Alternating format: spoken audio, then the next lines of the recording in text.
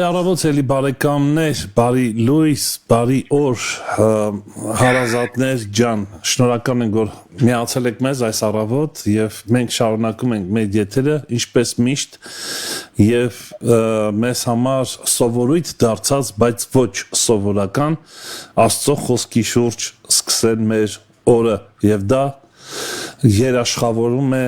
միայն եւ միայն հաջողություն։ Իսկ ինչպիսի հաջողություն ոչ թե մեր ուզած ձևի, այլ Աստծո ուզած ձևի, եւ դա ամենաբարին է։ Այսօր մեզ միացել է մեր սիրելի Հովհաննես Կիրակոսյան եղբայրը Մարսելից եւ մեծ պատիվ ունեցա, երբ որ Ֆրանսիայի Մարսել քաղաքում հանդիպեցինք իրար հետ, իդեպ շատ կարճ հանդիպում էր, բայց շատ բովանդակալից հրաշալի հանդիպում էր եւ շատ շնորհակալ եմ Հովհաննես եղբայր, որ միացար մեզ, շատ շնորհակալ եմ, որ եկար եւ որովհետեւ ես Մարսելը լավ չէի իմանում, չէի կարող գալ ձեզ մոտ, բայց դուք եկաք եւ շնորհակալ եմ այդ հանդիպման համար։ Շնորհակալ եմ, որ այսօր միացաք մեզ եւ վերնագիրը շատ հրաշալի միանգամից հասկանում եմ, որ այս թեման հիանալի թեմա է լինելու, որն է Աստծո ուզածը։ Իդեպ ստից մի բան կա, եթե թույլ տաք նախ ձեր բարև ասեք, հետո կանդրադառնանք թեմային։ Այո, իհարկե, ես մեծ սիրով բարևում եմ քեզ եւ մեր ունկնդիրներին, Տերը օրհնի բոլորիս իր խոսքի շուրջը, իրան բացահայտելու, նրա խոսքը, նրա խորհուրդները, որպեսզի Սուրբ Հոգին մեզ օգնի եւ հայտնի, ճանաչեցնի նրան, որ սիրենք, որ նմանվենք, որ դառնանք ինքը։ Ամեն։ Իդեպ սա ուզում ասել Հովհաննես եղբայր, որ սա մի թեմա է, որը շատ ոնց ասեմ, պահանջված չի մի տեսակ։ Օրինակ մենք շատ ավելի հետաքրքրված ենք, թե Աստված ինչ կանի մեզ համար, քան թե ով է Աստված կամ որն է Աստծո ուզածը ավելի շուտ այսօրվա թեմայը ինչ կուզես Տեր, ավելի շատ մենք մտածում ենք ինչ կուզեմ ես որ Տերը անի, բայց ինչ կուզես Տերը սա մի ուրիշ մակարդակի, այսինքն թեմա է, որ այսօր մենք պետք է լսենք ձեզանից սիրով պատրաստ ենք։ Այո, մեզ հաճախ թվում է, թե Աստված այս ամենը ստեղծել է մեզ համար։ Եվ հետևաբար ինչ որ ուզենք մեզ կտա, քանի որ մեզ համար է արել, մենք ենք կենտրոնում։ Բայց իրականում այդպես չի։ Ինքը այո կտա մեզ, բայց ինչ որ ինքն է ուզում։ Ոչ թե ինչ որ մենք ենք ուզում։ Ամեն։ Որովհետև այս ամենը ինքը ստեղծել է իր ուզածով եւ իր համար։ Այս է ուրեմն հիմնական գիծը։ Ես մի քանի վերնագրեր փոփոխեցի։ Ուրեմն վերջնական վերնագիրը եղավ սա։ Բայց մի քիչ կշոշափենք նաեւ այն մյուս վերնագրերը։ Դե միանգամից ուրեմն անցնենք Եսայի 55-րդ գլխին եւ 6 համարից կարդանք։ Ուրեմն մենք մի քանի անգամ անդրադարձել ենք այդ 55-11-ին, բայց ես հիմա ուզում եմ մի քիչ ավելի վերևից կարդանք եւ տեսնենք, փորձենք Տերոջ միտքը հասկանալ այստեղ։ Եվ նա այսպես է սկսում. Խնդրեցեք Տերոջը կամ փնտրեցեք Տերոջը որոշ թարգմանություններում, փնտրեցեք Տերոջը, քանի որ նա գտնվում է։ Նրան կանչեցեք, քանի որ նա մոտ է։ Ամբարիշտը թող իր ճանապարհը թողե, ամբարիշտը թողնե իր ճանապարհը եւ անորեն մարդը իր խորհուրդները եւ դառնա Տերոջը եւ նա կողորմի նրան եւ մեր Աստծուն, որովհետեւ նա շատ ներող է։ Եվ հիմա սարմանալի բան 8 համար, որովհետեւ իմ խորհուրդները ձեր խորհուրդները չեն Եվ ձեր ճանապարհները իմ ճանապարհները չեն, ասում է Տերը։ Այլ ինչպես որ բարձր է երկինքը երկրից, նույնպես էլ բարձր են իմ ճանապարհները ձեր ճանապարհներից եւ իմ խորհուրդները ձեր խորհուրդներից։ Շատ զարմանալի շրջադարձ է։ Ուրեմն մենք տեսնում ենք այստեղ, որ փնտրենք Տերոջը, քանի որ նա գտնվում է, նրան կանչենք, նա մոտ է, ներում է, ողորմում է եւ այլն, մեկ էլ հանգարց, որովհետեւ իմ խորհուրդները ձեր խորհուրդները չեն։ Այնպիսի տպավորություն է, որ մեր մոտ հարց է առաջանում, թե լավ ինչի էր պետք որ ներվենք կամ այդ բոլոր հարցերը ինչու պետք է մեղավոր դառնանք, որպեսզի ինքը մեզ ների, ինչու պետք է ինքը ծածկված լինի, որ իրեն փնտրենք։ Այսինքն ինքը շատ պարզ բաներ է ասում, բայց միևնույն ժամանակ մեզ ասում է, որ այդպես հարցեր եթե առաջանան, իմացեք, որ իմ խորհուրդները ձեր խորհուրդները չեն, թե ինչու եմ ես այսպես արել։ Եվ շարունակում է ասելով, այլ ինչպես որ բարձր է երկին, ուրեմն կներեք 10 համարը, որովհետև ինչպես որ իջնում է անձրևը եւ ձյունը երկնքից, եւ ետ չի դառնում այնտեղ, այլ ոռոգում է երկիրը, եւ նրան արգասավոր անում եւ բողբոջեցնում նրան եւ տալիս է սերմ սերմնացանին եւ հաց ուտողին։ Հիմա տեսեք, այս խոսքերը ինքը ասում է նրանից հետո, երբ որ ասում է իմ խորհուրդները ձեր խորհուրդները չեն։ Հետևաբար այստեղ մեծ խորհուրդներ կան։ Եվ զարմանալի է, ինչպես որ իջնում է անձրևը եւ ձյունը երկնքից եւ ետ չի դառնում այնտեղ, այլ ոռոգում է երկիրը եւ նրան արգասավոր անում, բնօրինակը ասում է եւ ծնում է եւ բողբոջեցնում, այսինքն աճեցնում, եւ ծնում է եւ աճեցնում է այդ անձրևը, որ երկնքից է գալիս։ Եվ տալիս է սերմ սերմնացանին, ինչի համար է տալիս, որ կարելի լինի նորից սերմանել, թե չէ ինչ անելու սերմ, միևնույն ժամանակ հաց ուտողին։ Եթե ես մի թեթև ձեզ ասեմ, թե ինչ եմ ես զգում, հիշելով, որ Աստծո խոսքը սերմ է, բանն Աստծո, հիշելով, որ երկնքից եկած հացն էլ այդ նույն սերմն է։ Ուրեմն խորհուրդը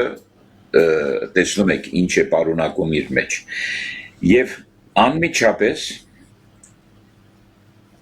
հայտարարում է այս 11 համարի մեջ, այնպես էլ պիտի լինի իմ բերանից դուրս եկած խոսքը կամ բանը, նա պիտի պարապիետ չդառնա ինձ մոտ, այլ կատարե իմ ուզածը, կամ իմ ցանկությունը, կամ իմ կամքը, տարբեր թարգմանություններ կա, բայց իմաստը նույնն է։ Եվ հաջողվի նրանում, ինչի համար, որ ես նրան ուղարկեցի։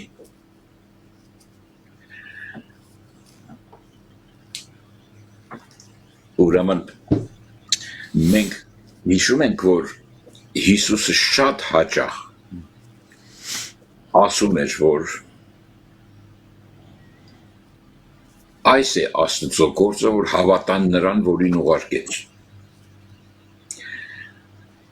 Հոր կողմից ուղարկված լինելը այս Աստծո ուզածն է։ Բայց ինչ է վերջապես ուզածը։ Ինքը ուղարկվեց ինչ անելու համար, ինչ է սրա նպատակ։ Այս է կարևորը։ Եվ այստեղ եթե մենք բացահայտենք, թե Աստծո ուզածը որն է, կհամեմատենք մեր ուզածի հետ, տեսնենք, թե այդ մեր նույն ուզածն է, թե մենք ուրիշ բան ենք ուզում, ինքը ուրիշ բան։ Եվ Աստված արարել է, ասում եմ, տեսանելի, թե անտեսանելի աշխարհները, այս հզոր, մեծ, անըմբռնելի մեծությունը, որ չենք էլ մեր ուղեղն էլ չի կարողանում պարունակել այս անհայտը, մեզ համար անհայտը, բայց նա այս ամեն ինչը արարել է իր բերանից դուրս եկած խոսքով,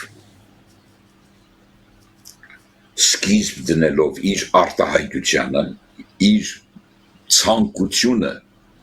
իր մտքի ցանկությունը, Տերոջը միտք ասացի, որ ոչ ոք չգիտի, այդ խորհուրդներն էլ ոչ ոք չգիտի, նա իր միտքը արտահայտել է այդ խոսքով,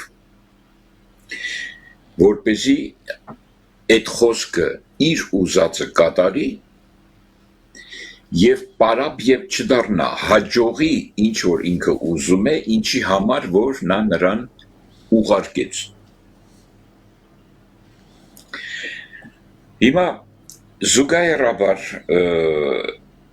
կարդանք Հովանու ավետարանի 16-րդ գլխի 28 համար։ Հիսուսը այսպես է ասում.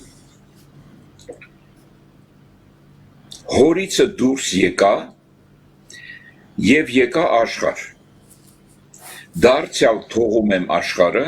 եւ գնում եմ հոր մոտ։ Եթե սա պարզապես մենք ինչ ենք կարդում, մենք տեսնում ենք, որ կա նրանից դուրս գալ եւ վերադառնալ դեպի նա։ Հստակ ասում է։ Բայց իր աղոթքի մեջ, որը հաջորդ գլխի մեջ է, ուրեմն 17-րդ գլխի օրինակ 4 համարը, ինքը ասում է հետևյալը. Ես քեզ փառավորեցի երկրի վրա, այն գործը կատարեցի, որ տվիր ինձ, որ անեմ։ Տեսնում եք, ուրեմն ինքը եկավ հոր մոտից, մենք գիտենք ինքը բանն Աստծո է, չէ՞։ Այդ բանն էր Քրիստոսը, որ մարմնացավ, բանը մարմին եղավ եւ այլն այդ գործը կատարելու համար, բայց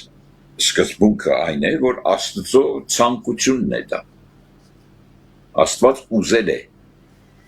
սա է ուզել, որ ուղարկի նրան կատարելու այն ինչի համար, որ ուղարկում է եւ պարապ չվերադառնա։ Ուրեմն Ես քեզ փառավորեցի երկրի վրա,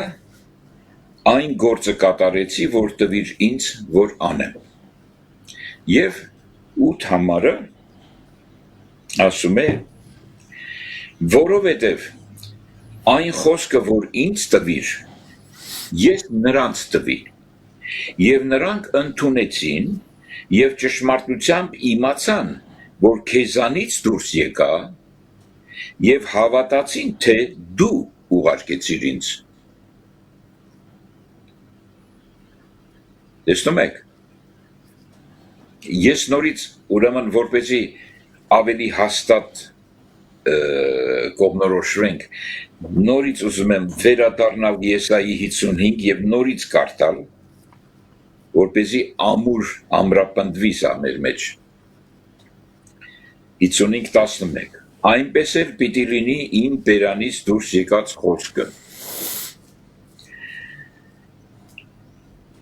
Նա պիտի պարապ ետ չդառնա ինձ մոտ, այլ կատարե իմ ուզածը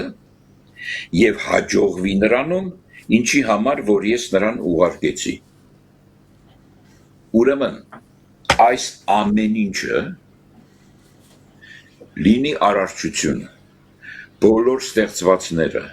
երևացող թե չերևացող, մենք, մերս ամբողջ քրիստոնյա բնույթը, մեր եկեղեցիները, մեր այս զանգվածային, ոնց ասեմ, քարոզչությունները եւ այլն, սրանք մեկ նպատակ են հետապնդում իր ուզածը կատարել եւ հաջողել եւ չի կարող չհաջողի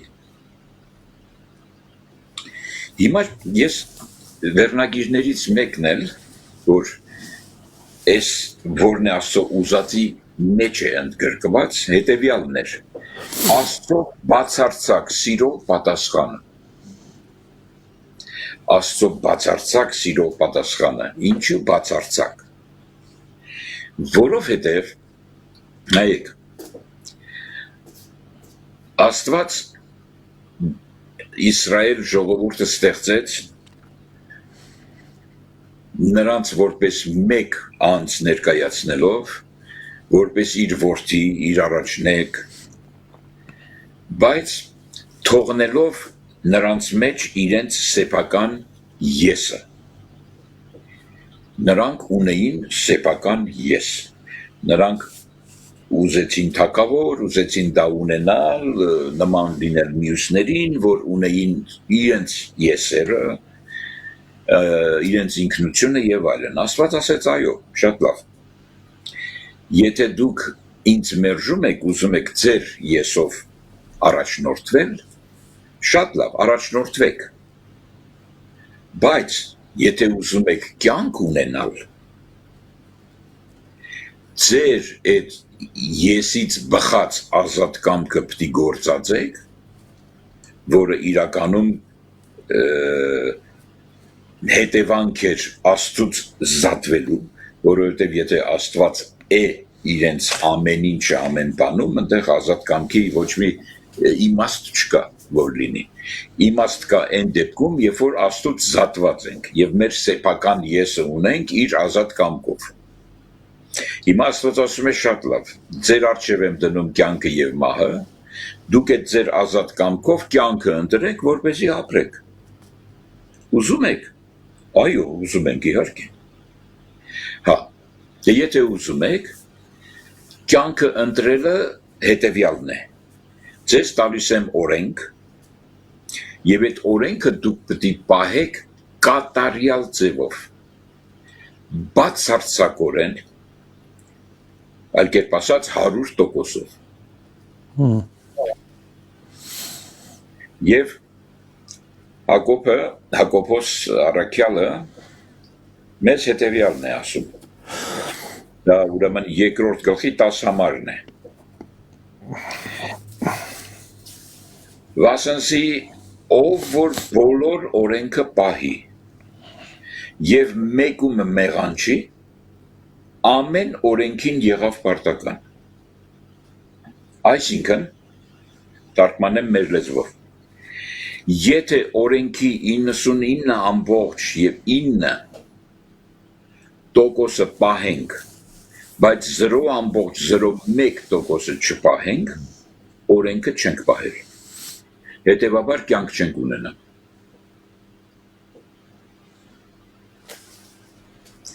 հիմա Աստված ասում է որ այս օրենքի պահելը մեկ պատվիրանի մեջ է քո Տեր Աստվածը սիրես քո ամբողջ հոգով սրտով մտքով եւ այլ կարողությամբ ոմանք այս բաններ են ավելացրել ուրեմն ինչ է նշանակում այսինքն բացարձակ ձևով ոչ մի կաթիլ չկա դեպի քո եսը ամբողջովին դեպի իրեն նույնն էլ այստեղ կարող եմ ասել եթե Աստծուն սիրենք 99.9%-ով եւ չսիրենք կամ մեզ սիրենք 0.01% ուրեմն չենք սիրում իրեն այս տեսակ բացարձակ էության հետ գործ ունենք ուրեմն նրան չենք կարող ասել դե ոչինչ էլի հիմա 0.01% ինչ է կարող ենք մի կերպ յոլլա տանել չէ այդպես չի ես ուզում եմ ցույց տալ մեր Տերոջ բացարձակ բնույթը Եվ ինչու այսպիսի պայմանների մեջ դրեց։ Այսպիսի պայմանների մեջ դրեց, որպեսզի ցույց տա, որ իրենից հեռացած, այսինքն մեր սեփական բնույթով, մեր սեփական եսով, մեր սեփական ազատակամությունով չենք կարող լինել բացարձակ, անկարելի է, մանավանդ որ այդ մեղավոր բնույթը չի կարող լինել բացարձակ, մարմնից ծնված մարմինը ժառանգապես ունի իր մեջ մեղքի օրենք, այդ մեղքի օրենքը հստակ ձևով առաքյալը մեզ ներկայացրեց Հռոմայեցի 5-րդ գլխի մեջ, 12 համար, ասեց, որ մեկ մարդով մեղքը մտավ աշխարհ, եւ այդ մեղքով էլ եւ մահը տարածվեց բոլորի վրա, ըստ որում բոլորը մեղանչեցին։ Այսինքն, այն փաստը, որ մենք մահկանացու ենք, ես դա կրկնել եմ, դա ցույց է տալիս, որ մեղքի օրենք կա մեր մեջ եւ Աստծոց զատված ենք։ Աստծո պատկերը աղավաղված է, չկա։ Հիբրիդ է։ Ես հարց ունեմ, եթե վերջացնեք։ Հիմա մեկ վարքյան, ուրեմն։ Սա ինչու համար է այսպես։ Իմ խորհուրդները ձեր խորհուրդները չեն։ Այսպես եմ արել։ Բայց իր խոսքի շրջանակներում եւ իր հոգու միջոցով կարող ենք այնպիսի դիրք ունենալ, որ ինքը հայտնի մեզ։ Ցույց տա այդ իր խորհուրդը, ինչու համար է այդպես։ Իր ուզածը ինչու է այս ձևով իրականացվում։ Հիմա ասա։ Տես դուք շատ եք շեշտում այդ Աստծուն սիրելու փոխադարձ սիրո կապի մասին։ Ես այս ինտրիգային հարցն եմ ուզում տամ։ Ինչպես ենք հասկանում, որն է այդ բանաձևը, որ կամ ցուցիչը, որով մենք հասկանում ենք, որ մենք սիրում ենք Աստծուն, որովհետև սիրո տարբեր մարդկային հասկացողություններ կան, օրինակ զգացմունքային սեր կարա լինի դա կամ վերջապես տալ առնել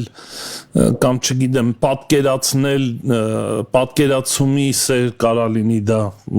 ուղղակի երևակայենք ու սկսենք սիրել հիմա ես երևակայում եմ ու սկսում եմ սիրել հետո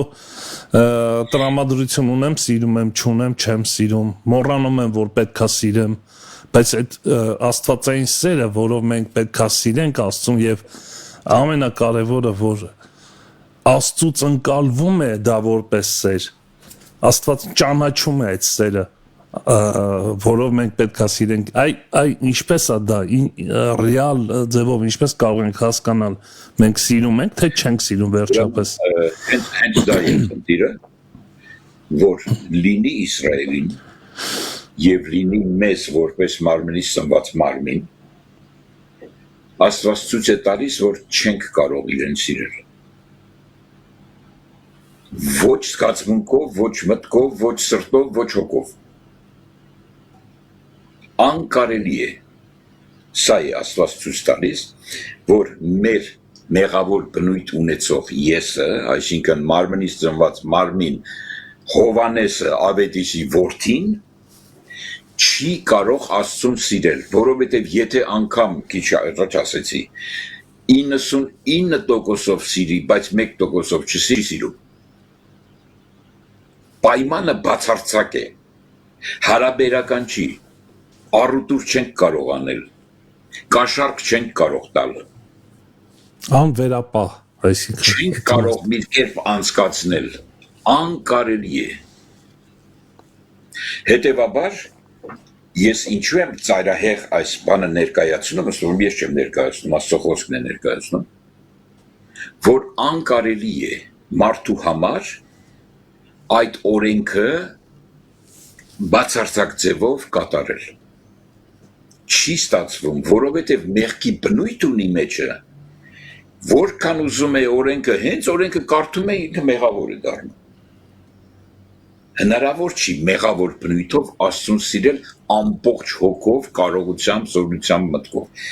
Սա է Աստված ցույց տալիս, որ սա անկարելի է։ Այս բանը ըմբռնելուց հետո հարց է առաջանում։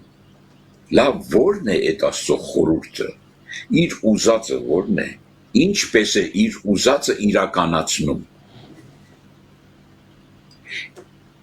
Ինչ միջոցներով, ում միջնորդությամբ, ինչ ձևով։ Տեսեք, ես մի բարձրագույն բան ցույց տամ։ Սա բարձրախոս է։ Այսինքն Bluetooth-ով ցածր ձայնը մտնում է մեջը եւ բարձր ձայնով դուրս է գալիս։ Սա մարդու ցանկությունն է։ Մարդը ուզել է։ Ինչ է ուզել։ Ուզել է իր ցածր ձայնը բարձր հնչի կամ որևէ բանի ձայնը բարձր հնչի։ Սա է ուզել։ Իր ուզածը կատարել է, հաջողել է եւ ունի այս միջոցը, որ դա իրականացնում է։ Սրա համար ինքը միտք է ունեցել, միտքը դարձել է խոսք, խոսքը դարձել է գործ, տարբեր ինժեներներ աշխատել են, մեջտեղ են բերել սա եւ հաջողել է եւ իրականացվել է, այնպես չէ։ Հիմա մենք կարդում ենք, որ Աստված իր ցանկությունը ունի, արարել է այս ամեն ինչը որոշակի նպատակով, անիմաստ ձևով չի արտահայտել ինչ որ բան արարել։ Ունեցել է իր սեփական ցանկությունը այս բանը անելու համար։ Որն է այդ ցանկությունը, իր ցանկությունը, այս սա է թեման։ Եվ պիտի տեսնենք, որ սա իրականում իր ինքնության, իր էության ամբողջական արտահայտումն է, ուրիշ բան չի։ Այս ամեն ինչը իր կամքն է, իր ուզածն է։ Իր ուզածը իր փառքն է։ Շատ շատերը, երբ որ ասում ենք, այս ինչի համար է այս Աստված այս ամեն ինչը ստեղծել, ասում են դե իր փառքի համար, այդպես չէ։ Ամենակարճ մեր սովորական ոնց ասեմ ստանդարտ ընդունված պատասխանը դա է, որ իր փառքի համար։ Բայց իրականում թե ինչ է իր փառքը, ինչ է նշանակում իր փառքի համար, այսինքն ինքը մեկն է, որ նստել է եւ ուզում է փառավորվել։ Սա իրան նման չի։ Ես կասեի, որ ոչ թե սա է, այլ իր կյանքն է ուղղակի։ Իր էության ամբողջական արտահայտումն է իր փառքը։ Եթե նա սիրում է, ուրեմն կա սիրո պատասխան։ Եթե իրենից սեր է դուրս եկել, ուրեմն իր գործը պիտի կատարի եւ վերադառնա որպես այդ սիրո պատասխան։ Եթե ինքը հայր է ներկայանում, ուրեմն պետք է որդի լինի, որպեսզի վերադառնա իր հորը։ Այսինքն դուք նկատի ունեք, որ Աստված իր խոսքը ուղարկեց եւ այդ խոսքը իր գործանում է, պարապ ետ չի դառնում։ Նշանակում է այդ խոսքի մեջ նաև սիրո մասնիկներ կան, կամ բաղադրիչ մաս կա։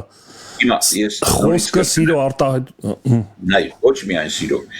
Աստծո էությունը Սուրբ գրքի մեջ 3 տեսակ է արտահայտված, ես այդ մի անգամ խոսել եմ արդեն։ Աստված սեր է, Աստված լույս է եւ Աստված հոգի է։ Այո, դրա համար եմ ասում բաղադրիչ մասն է սերը։ Ուրեմն դրա խոսքի։ Եթե հայր է, չէ, որտեվ հոգին ծնող է, ծնում է։ Իր որդին հոգուց ծնված հոգի է։ Հետևաբար ծնելիություն կա։ Ինչպես հիմա կարծացինք, անձրևը թափում է եւ ծնում է։ Ծնում է այդ սերմը եւ բողբոջում է, աճ է տալիս։ Այդ խոսքը որ գալիս է, հոգի է, կյանք կա մեջը եւ ծնում է։ Հետևաբար այդ ծնվածը, որ խոսքից ծնված է, այդ սերմի ծնվածն է, խոսք է, եւ այդ խոսքը որդի է, բանն Աստծո որդի է, Ամեն։ եւ այդ որդին իրանից ներկայացնում է սերմ եւ ունի կյանք մեջը, ունի ծնելու եւ աճելու, մեծանալու բնույթ, նա հոգի է, այդ հոգին ունի իր մեջ հարության զորություն, այնպիսի մի զորություն, որ կարողանում է մեր մարմնից ծնված մարմնի մեղավոր բնույթը սպանել, չեզոքացնել եւ նրան փոխարինել, բնույթի փոխարինում, այստեղից տեսնում ենք վերստին ծնունդի ամենակարևոր երևույթը, բաղադրիչը, որը առանց որի անկարելի է, որ տեղի ունենա որևէ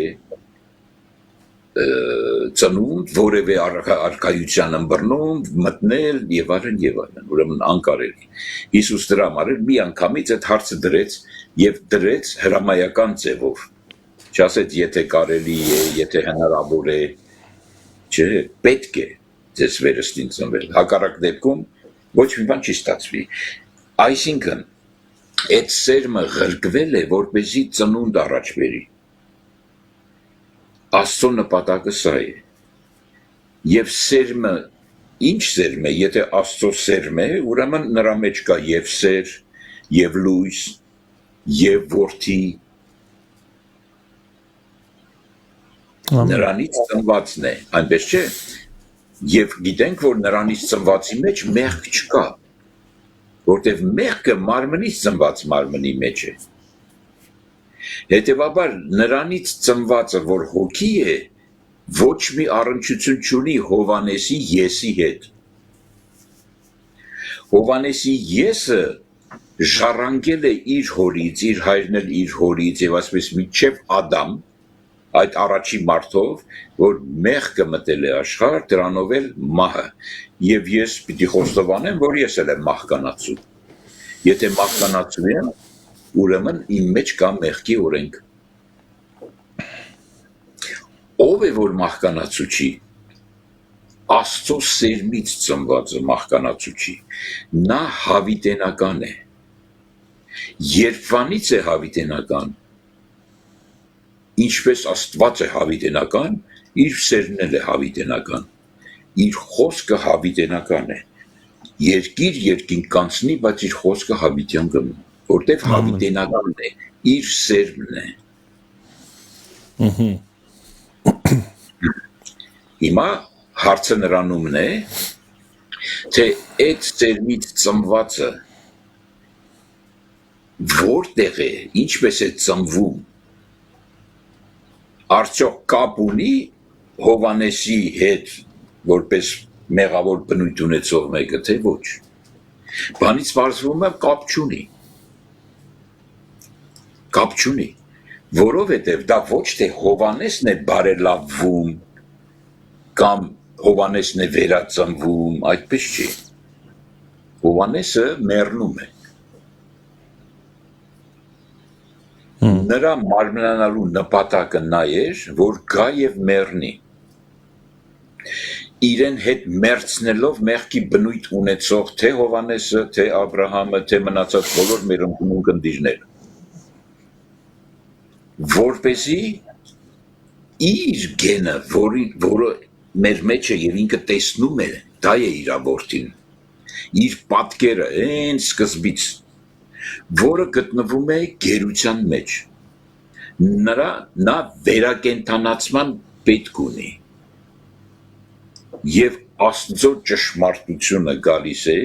երկսայրիսուրի պես մխրճվում է երիկամների մեջ, այնտեղ է ճշմարտությունը։ Աստված սիրում է այդ ճշմարտությունը, Դավիթը ասեց, բայց դու սիրում ես ճշմարտությունը երիկամների մեջ։ Եթե Դավիթին բերենք այսօր, կասեր մեր DNT-ի մեջ։ Խորը տեղերը, ծածուկ։ Եվ Աստված տեսնում է, եւ նրան է վերականգնացնում, այլ կերպ ասած, գերությունից ազատում։ Հիմա տեսեք, ես ուզում եմ ուրեմն չեմ ուզում կարդալ են բոլոր տեղերը, որտեղ ցույց է տալիս, որ Կոտեր Աստվածը սիրես, ինչ պայմաններով, օրենքը պահես ինչ պայմաններով, դրանք մենք շատ լավ գիտենք։ Եվ գիտենք նայել, որ եթե ոչ անեծք է, եթե ոչ կյանք չունես եւ այլ, ուրեմն սա մենք գիտենք։ Բայց հիմա եկեք հասկանանք, թե լավ, այդ Աստծո սերը, օրենքը ինչ որ ձևով պետք է կատարվի, թե չէ, այն պայմաններով, որ ինքը դրել է։ Եվ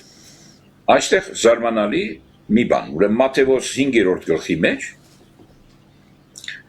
հենց այն լեռան քարոզի մեջ, որ Հիսուսը եկավ շեշտելու համար, որ անկարելի է մեղավոր բնույթով Աստծուն սիրել։ Ինքը շատ ավելի զարմանալի բաներ ասեց, լսել եք, որ գրված է, բայց ես ձեզ ասում եմ, այսինքն նա ցույց տվեց, որ անկարելի է։ Մեր մեղավոր բնույթով անկարելի է։ Եվ ինչ է ասում, ուրեմն 5-րդ գլուխ 17 համարը ասում է. Մի կարծեք, թե ես եկա օրենքը կամ մարգարեները քանդելու։ Ես չեկա քանդելու, այլ կատարելու։ Ահա ով է, որ կարողանում է օրենքը կատարել բացարձակ ձևով, կատարյալ ձևով 100%-ով։ Ինչու է կարողանում կատարել, որովհետև բացառիկ ծնունդ է, մեղքի օրենք չկա մեջը։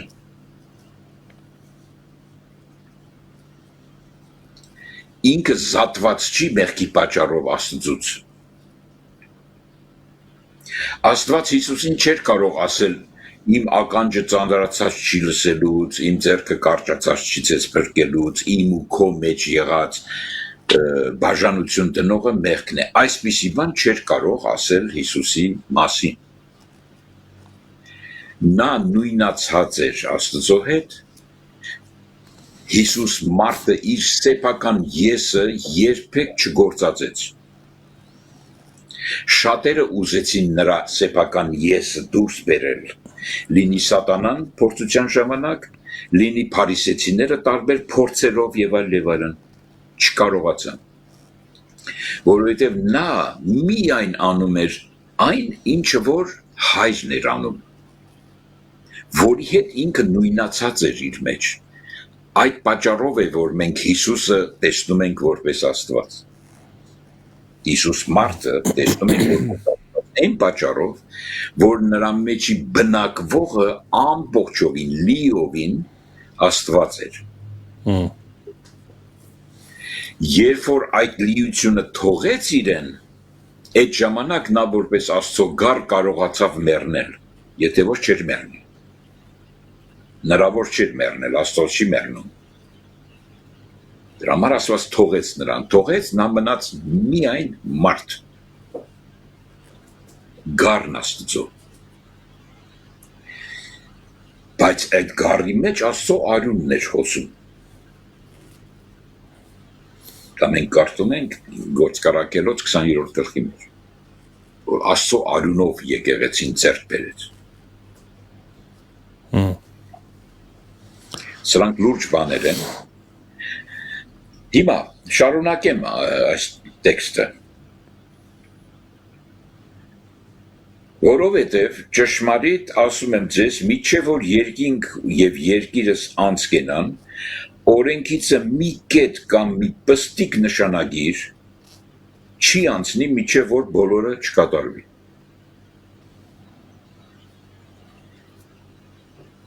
Արդ ով որ այս ամենափոքր պատվիրանքներից մեկը քանդե եւ մանավանդ այնպես սովորեցնե, նա փոքրագույն կկոչվի երկնքի առկայությունով, բայց նա որ կանե եւ կսովորեցնե, նա մեծ կկոչվի երկնքի առկայությունում։ որովհետև ասում եմ ձեզ, եթե չավելանա ձեր արդարությունը ավելի, քան դպիրներինը եւ փարիսեցիներինը, բնավ չեք մտնի երկնքի արքայություն։ Սա ինչպես այ Հովանեսի մեղավոր բնույթը կարող է սա անել, բայց ինքը չի ասում, որ Հովանեսը պիտի անի։ Ինքը ասում է ես պիտի անեմ։ Այստեղ ուրեմն գաղտնիք կա, սա է այդ խորհուրդը։ Ոնց է լինելու, որ ինքը անի։ Սա է հենց այն գաղտնիքը, որը վերստին ծնունդի հետ է առնչվում։ Ինքը եկել է, որպեսզի Հովանեսի մեղավոր բնույթը մերցնի, թաղի եւ իր հարության զորությունով հարություն տա իր որդուն, որոնց ինքը ճանաչում է, սա իր հիմքն է, ինքը ճանաչում է նրանց,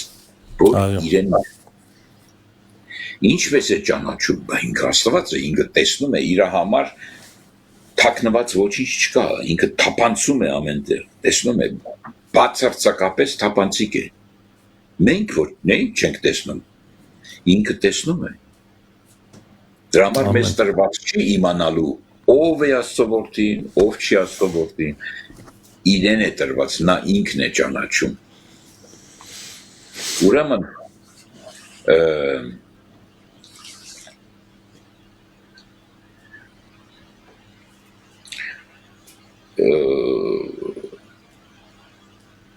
մենք շատ օրինակներ ունենք, ես չեմ ուզում ծանրանալ Զաքեոսի պատմության մեջ ունենք, որ ասում է սա էլ է Աբրահամի որդի, փրկություն եղավ սրա տանը եւ այլն եւ այլն։ Ես չեկա ասում է առողջների համար, ես եկա հիվանդների համար, ես եկա մեղավորների համար, ես եկա նրանց համար,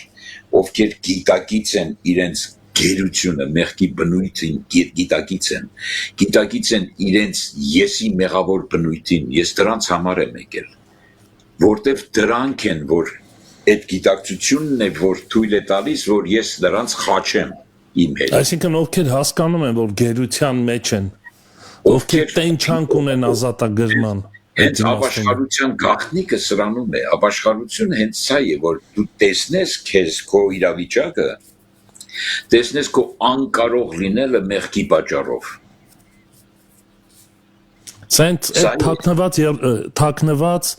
Սա հենց այդ թաքնված ճշմարտությունն է իրենց մեջ, որը ներսից բզում է։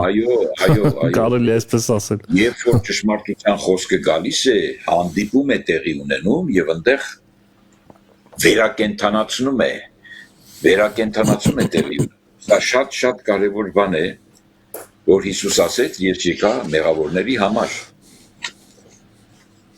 Այդ խոսքը, որ իզուր տեղը հետ չպետք դառնա, բանից բացվում է մեղավորների համար է եկել։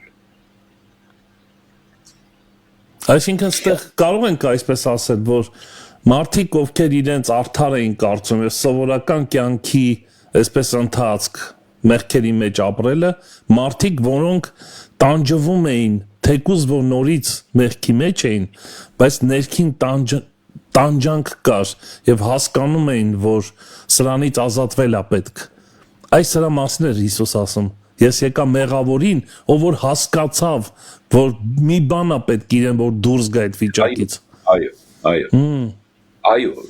Աստծո որդին գերության մեջ է, նա հենց որ լսում է հարազատ մի ձայն, շատ գեղեցիկ է։ Ձայն, այդ ճշմարտության գենը, որտեղ Աստծո որդին հոգի է, ես նորից եմ կրկնում։ Աստծո որդին հոգի է, մարմին չի։ Այդ հոգին կոչվում է ճշմարտություն։ Ճշմարտության հոգի է։ Հենց որ ճշմարտությունը գալիս է, հանդիպում է, վկայվում է, որ ինքը Աստծո որդի է։ Վերակենդանանում է եւ նա իր այդ դա էլ է հարություն է կոչվում դա եւ այդ հարության զորություն ունի իր մեջ, այդ զորությունը կարողանում է մերցնել մեղավոր բնույթը եւ իր տեղը գրավել։ Այլ կերպ ասած, այս մարմինը ունի իր դիրեկտորը։ տնորենը։ Այդ տնորենը Հովանեսն է, այդ տնորենը մեղավոր բնույթ ունի։ Նա այս մարմնի բոլոր անդամները, բոլոր հոգեկան կարողությունները գործածում է իր բնույթի համեմատ։ Իմացականությունը գործածում է իր բնույթի համեմատ, զգացմունքները գործածում է իր բնույթի համեմատ, կամքը գործածում է իր բնույթի համեմատ, աչքերը գործածում է իր բնույթի համեմատ, լսում է այնպիսի բաներ, որ իր բնույթի համեմատ է, գործում է այնպիսի բաներ, որ իր բնույթի համեմատ, բայց իր բնույթը մեղավոր է։ Հասկանում եք։ Նա ուրիշ կերպ չի կարա անի։ Ամեն։ Ինչ խղճալի մարդ եմ ես։ Անկամ եթե ուզում եմ բարինանել, չեմ կարող։ Սա է Հովանեսը։ Հիմա այս Հովանեսից Աստված, երբ որ պայմանը դրեց իր բացարձակ պայմանը, իրան սիրելու, Հովանես տեսավ ու չի ստացվի։ Անկարելի է։ Այդ եսը չի թույլ տալիս, որ ամբողջ սրտով, ամբողջ հոգով եւ մտքով կարողությունով սիրես։ Աստծո պայմանը բացարձակ է։ Ուստի ուրիշ ձևով է այդ սիրո պատասխանը տեղի ունենում, քանի որ Աստծո փափակը այդ խոսքը ուղարկել է իր սիրո պատասխան ստանալու համար։ Հիսուսը ասաց, որ նա է ինձ սիրողը, ով իմ պատվիրանները ունի եւ պահում է, եւ հայրս է նրան կսիրի, եւ ես ինքս կհայտնեմ, ես ինքս կհայտնեմ իրեն, իհարկե։ Շատ սիրուն է, շատ սիրուն է։ Բայց չմոռանանք, որ դա չի խոսում Հովանեսի մեղավոր բնույթի մասին։ Իհարկե։ Հույս չդնենք նրա վրա։ Այստեղ է վերստին ծնունդի կարևորությունը, եղբայրներ քույրեր, դա ոնց ասեմ, հրամայական բան է։ Առանց դրա ոչինչ չի տեղի ունենա։ Ոչինչ։ Հետևաբար, եթե անհատների համար վերստին ծնունդը միակ միջոցն է Աստծո ուզածը կատարելու, ուրեմն այդ վերստին ծնվածներով ժողովքը, այսինքն եկեղեցին, նույնպես ունի վերստին ծնունդ։ Վերստին ծնված եկեղեցին է Քրիստոսի կառուցած եկեղեցին։ Քրիստոս ուրիշ տեսակ եկեղեցի չի կառուցում։ Հիմա մենք կարող ենք ասել,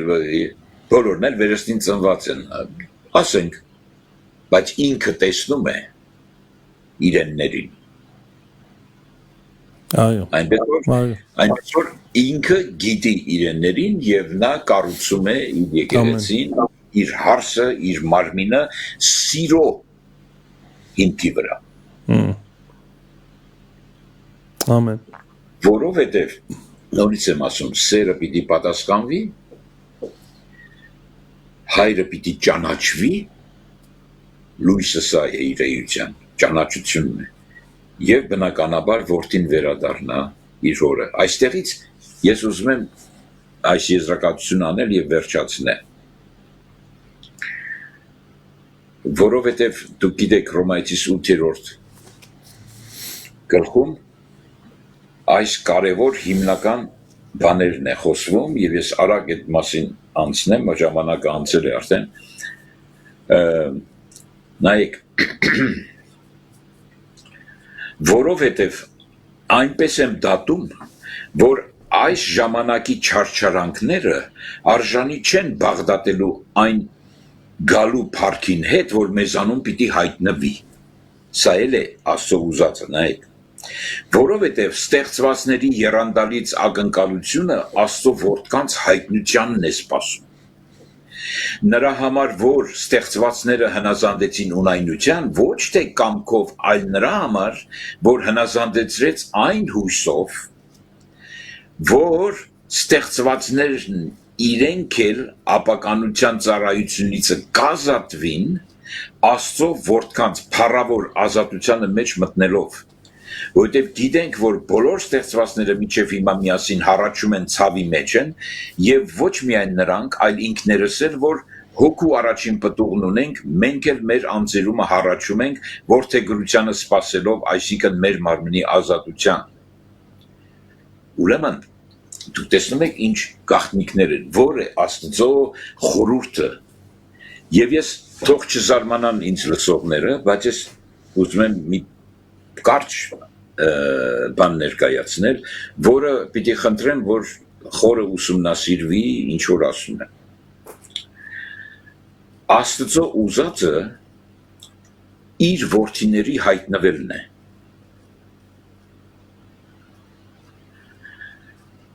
Որոնց դիտավորյալ դրել է չար միջավայրի մեջ, Աստված դիտավորյալ իր երեսը ծածկել է։ Իր երեսը որ ծածկում է, դառնում է խավար։ Դրել է այդտեղ, աշխարհի մեջ է դրել, աշխարհից չեն։ Ինչպես ինքն էլ աշխարհից չէր, բայց դրել է աշխարհի մեջ։ Ինչի համար է դրել, որ իրեն փնտրեն։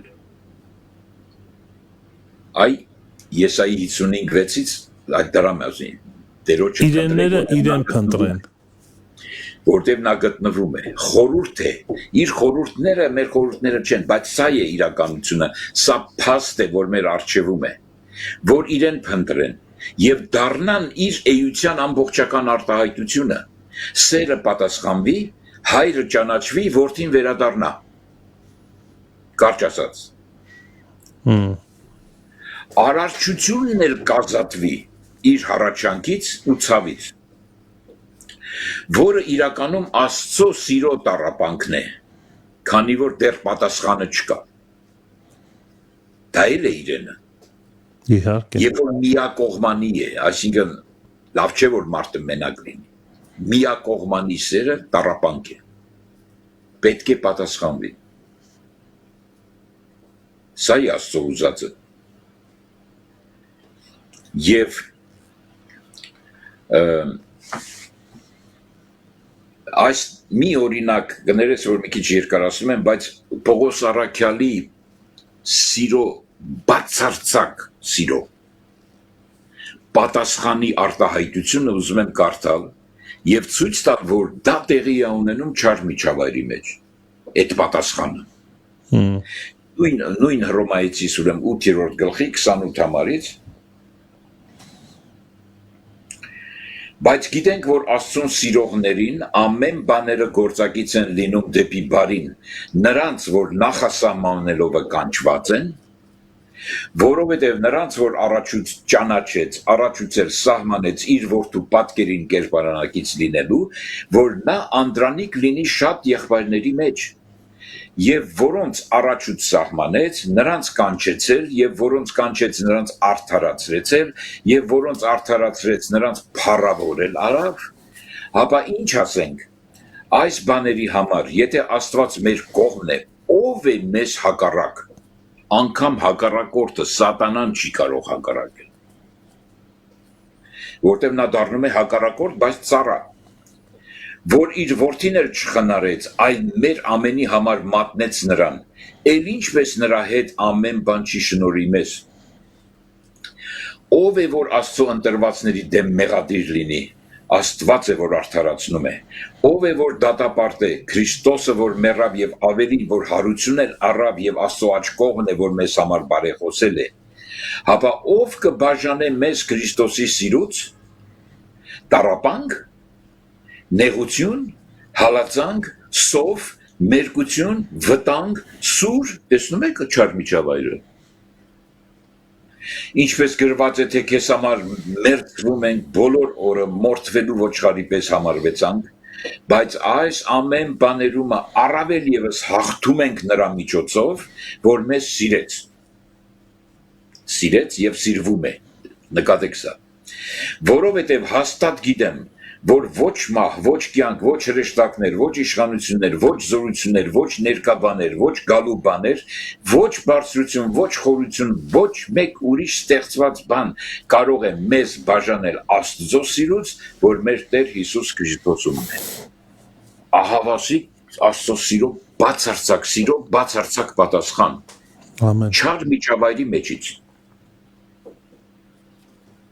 Թող Տերը օրհնի այս Զորա։ մի քանի խոսքերը ինչքանով որ կարողացա սեղմել այս ժամի մեջ։ Հովանես եղբայր, թեմայի կարևորությունը հենց նրանում էր, որ Աստված մեզ կարող է դարձնում հաղթելու։ Գիտեք, իրականության մեջ եկեք խոստովանենք, որ մենք տարիներով հավատքի կյանքի մեջ ենք, բայց միշտ խնդրում ենք Տիրոջը, որ Տերը մեզ ազատի, Տերը մեզ փրկի չար միջավայրից, չգիտեմ, չար երևույթներից, բայց այստեղ ես դա չեմ տեսնում։ Փոխադարձ սիրո մեջ սա չկա, որ Տեր խնդրում է մեզ սրանից ազատի, նրանից եւ տարիներով այս տեսակ կյանք։ Այստեղ մենք տեսնում ենք, որ այդ սիրո փոխադարձ կապի մեջ կա հաղթական կյանք։ Դա դու ես անում։ Տիրոջ, այսինքն այն զորությունը, որ քո մեջ է, խոսքի դուք շատ լավ ասացիք, խոսքի հարուցյալ զորությունը, քեզ ուժեղ է դարձնում։ Պողոս Արաքյանը ասում է, ես խնդրեցի Տիրոջը, որ Տերը ինձ ազատի, հա, ասում է, եւ Տերը ինձ ասեց, քո այդ շնորհքը, որ դու ունես, դա բավարար է, այսինքն հերիք է ինձ խնդրես, դու պետք է գործի մեջ մտնես։ Այսինքն սա բարձր մակարդակի հոգևոր կյանքի մասին դուք խոսացիք այսօր, բարձր մակարդակի Աստծո չափանիշների մասին խոսացիք, որ նա մեզ ուզում է հասցնի այդ կարևոր չափանիշին երկկողմանի կատարյալ սիրո մեկության գաղափարն ասա նաև իր մեջ ներառում մեր եւ ասում մահվան եւ հարության միջոցով։ Այո, միանշանակ, միանշանակ մեզ հասցնի, դա նշանակում է մեզ փոխարինելով հասցնի։ Այո, Պողոս Արաքյանն էլ ասում, որ ես մեզ բարելավելով հասցնում, ներսնելով հասցնում։ Պողոս Արաքյանն ասում, որ ճանաչեմ նրա հարուցյալ զորությունը, շատ սիրուն խոսք է։ Շատ սիրուն խոսք է, բայց ինչ է ասում, ճանաչեմ նրա մահվան կերպարանակից լինելով, շատ ճիշտ է, այո։ Մահվան կերպարանակից լինելով է ուզում ճանաչել նրան, նրա հարուցյալ զորությունը, որտեղ հարուցյալ զորությունն է մահվան կերպարանակից անող։ Միանշանակ։ Եվ բնականաբար է չարչարանքներին մասնակից լինելն էլ, որտեղ չար միջավայրի մեջ է տեղի ունենում։ Այսինքն այն խոսքը, որը բնակվում է մեր մեջ, նա ընդունակ չի թաղվելու։ Եթե անգամ թաղվի էլ, եթե մեր մեջ է, եթե թաղվենք էլ, այդ խոսքը, որ մեր մեջ է, ինքը մեզ հարություն առնել է տալու։ Դա էր մեզ Պողոս Արաքյալը սովորացնում։ Շատ կարևոր է սա։ Եվ մի նկատառում էլ դուք օրինակ բերեցիք տասնաբանյա պատվիրանները, որի առաջինը հրյաները ասում են լսիր Իսրայել պատվիրան որպես, բայց ընդհանուր առմամբ մենք վերցրել ենք սիրիր քո Տեր Աստծուն։ Սիրիր քո Տեր Աստծուն շատ սխալ ենք հասկանում երբեմն, մեզ թվում է այնպես է գրված, որ եթե սիրես Աստծուն, այս կետերը կամ այս օրենքները կպահես, բայց իրականության մեջ եթե ավելի խորն ենք մտածում, սիրիր Աստծունը մեզ օգնում է այն խոսքը, որ բնակվում է մեր մեջ։ Դա է մեր մեջ գեներացնում Աստծուն սիրելը։ Եթե սիրում ենք Աստծուն, նշանակում է այդ օրենքները մեր վրա իշխանություն չունեն, որովհետև մեր բնույթը կապ չունի այդ օրենքների հետ։ Ես սա հասկացա այսօր, որը շատ կարևոր է։ Հովանես եղբայր, շնորհակալ ենք շատ, Տեր օրհնի քեզ։ Ես այսօր մտածելու եմ սրա մասին, այսօրն էլ հերիք չի մտածել խորհել այս թեմայի շուրջ, բայց շատ կարևոր է։ Ըստ որում այդ 10 պատվիրան էլ չի իրականում խոսք է, գիտես։ Խոսք, այո, միանշանակ, ես համաձայն եմ։ Հրեաները չունեն, 10 բան է, դրա համար մենք գրապարոր ասում ենք տասնաբանյա։ Այսինքն 10 խոսքեր։ Շատ համաձայն եմ, միանշանակ։ Այդ նույն բանն է։ Այսինքն եթե այդ բանը մեր մեջ բնակվում է, բնականաբար մեզ ազատում է, ծնունդ է տալիս, այսա գաղտնիք է, որ մենք պետք է յուրացնենք։ Ես չեկա քանդելու, ապա կատարելու։ Ահավասիկ ով է այդ ամեն ինչը կատարող։ Խոսքը։ Այո, խոսքը որ մարմնացավ եւ արեց այն ինչ որ արեց։ Հələ եթե ժամանակ ուններ, ես շատ կամաներ կցույց տայի դες։ Մենք կարող ենք շարունակել հետագայում։ Ինքը այո, ինքը ասում է որ այն արդեն կարծացի, այն բանի համար որ դու ինձ ուղարկեցիր, ես կատարեցի, արեցի։ Ինչի համար ներկա դրությամբ։ Հետո նրանք որ ճանաչեցին քեզ, այսինքն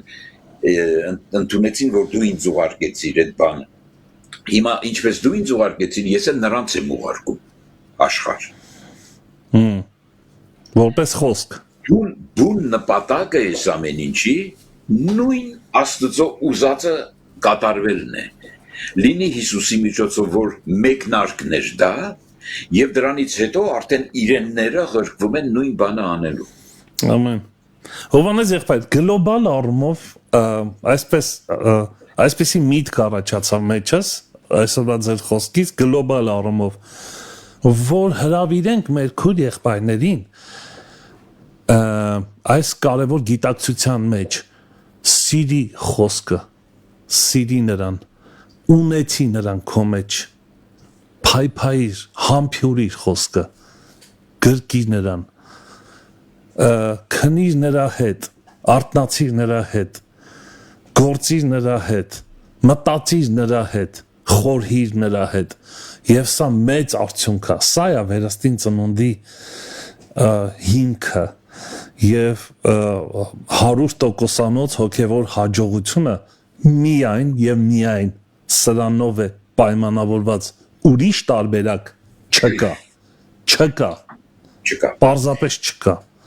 եւ այդ սերը նախ եւ առաջ մահ է միանշանակ էգոիզմը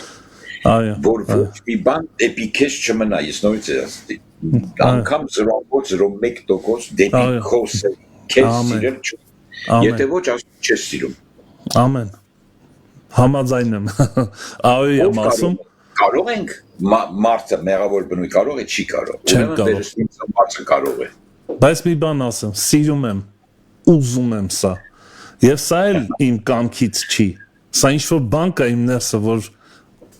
գոչում է բղավում է ներսս ասում է ուզի դա ուզի ես ուզում եմ սա 100% Տերորդի ձեզ Հովանես եղբայր շնորհակալ ենք շատ եւ ձեր աղոթքով կխնդրեմ ավարտենք եթերը Սիրելի եկնավոր հայր իրոք քո խորհուրդները մեր խորհուրդները չեն քո ճանապարհները մեր ճանապարհները չեն դու քո սրտի ուզածը արել ես եւ շնորհակալ ենք որ մենք այդ քո ուզածի մաս ենք կազմում քո սիրո պատասխանն ենք քո որդի Տեր Հիսուս Քրիստոսի արածը այսպիսի հրաշալի մի բան որ երբեք չէինք կարող մենք մեր սեփական մեղավոր բնույթով դա անել նա կատարեց մեր մեջ մենք իր մեջ եւ այսպիսով նրան ճանաչելով նրան սիրելով եւ նմանվելով դու հասցնելու ես որդեգրության դու հասցնելու ես Աստծո որդիների հայտնվելուն եւ սրանով կավարտվի այն մեծ գործը այն մեծ փափակդ որի համար արարել ես այս ամեն ինչ շնորհակալ ենք քեզնից եւ քեզ փառք ենք տալիս դառնալով քո փառքի մի մասը շնորհակալ ենք Տեր ամեն փառք Տեր Փառք Տիրոջը նորից կրկի շնորհակալություն Հովանես եղբայր Տերորդին քեզ շատ եղիր օրհնված պատղաբեր եւ հաջողված Քրիստոսում Սիրելի բարեկամներ այսպեսին էր մեր եթերը վստահ եմ որ այսօրվա խոսքը ինչ որ բան շարժեց քո սրտի մեջ արձագանք տվեց այդ արձագանք տալը քո մեջ այս խոսքի դա նշանակում է որ դու ճշմարտությունից ես այն բնակվում է քո մեջ սա վկայություն է եւ փորձառություն Տեր օրհնի ձեզ մնացեք խաղաղությամբ Մարանաթա Տերը շուտով գալու է ամեն